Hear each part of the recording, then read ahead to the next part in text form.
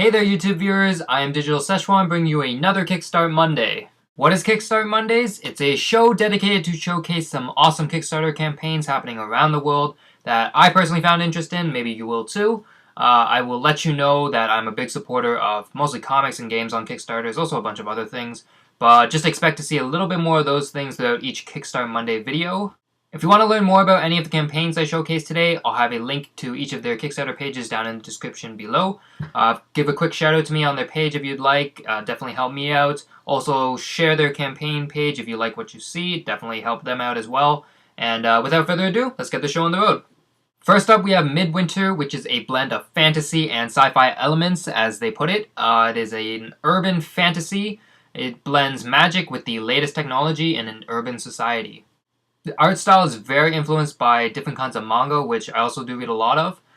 The story features a powerful caster and thief known as Nox, and he is determined to get a prized genetic modifier known as Asterite.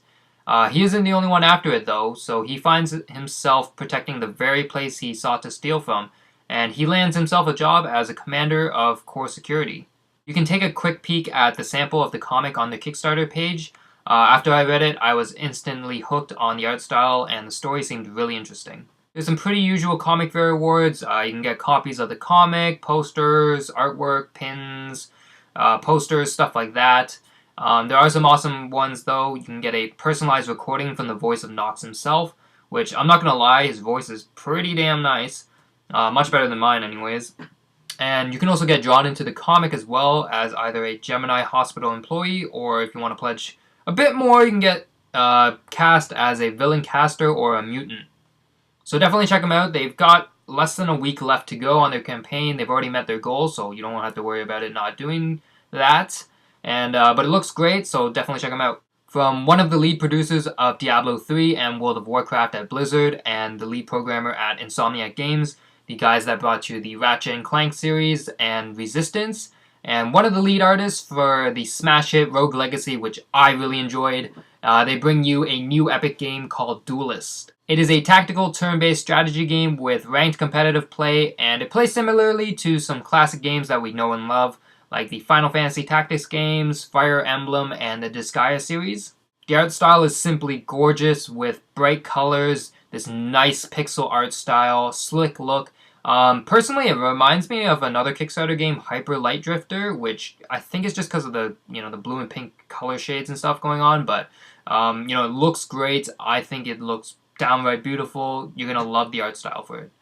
Anywho, they have some awesome rewards from, of course, a copy of the game, some closed beta access, exclusive color sets, powers, some really awesome looking resin miniature figures, and some design tiers so you can create spells or bosses or even, some other factions in the game.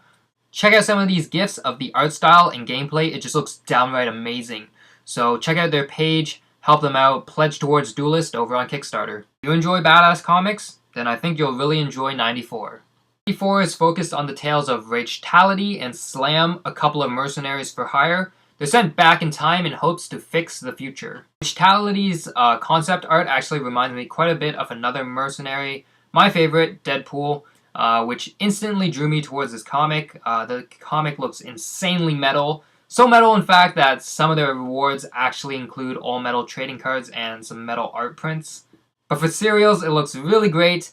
You can actually get signed copies of the first 3 issues, and if they reach their stretch goal of $7,000, they will give everyone who pledged 25 or more the next 3 issues as well.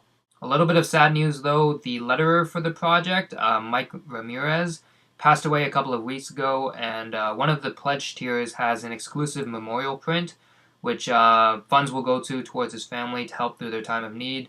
So even contributing towards that would definitely be appreciated by them as well as Mike's family.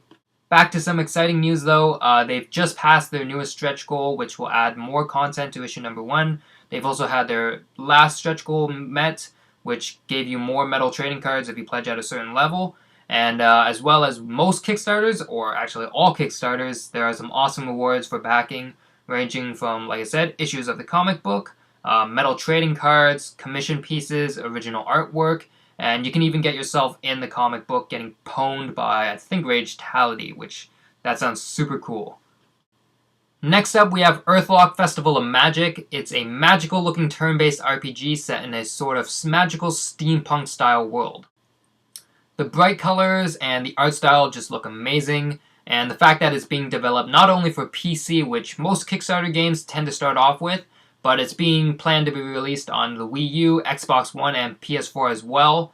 We'll hopefully be doing a Kickstarter highlight of this game some point this week before their campaign ends, giving a bit of a run through their early demo and showcasing it for you guys. What kind of campaign would this be without some awesome rewards? Even with the base game tier, you get your name in the credits and beta access to the game. Plus, you get to pick your platform of choice, not just PC for the lowest tier. Some other awesome rewards: you can get your name in the game as a fallen hero, copies of the planned sequels, creative tiers allowing you to create in-game items, plants, monsters, and NPCs. And if you really want to be a big part of the game, you can become a producer and receive even more awesome rewards.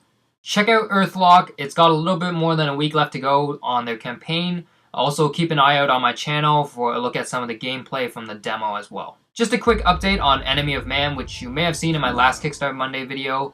They're a little under $100,000 from their goal with less than a week to go as of today when I'm filming it. Their campaign ends on April 6th, by the way.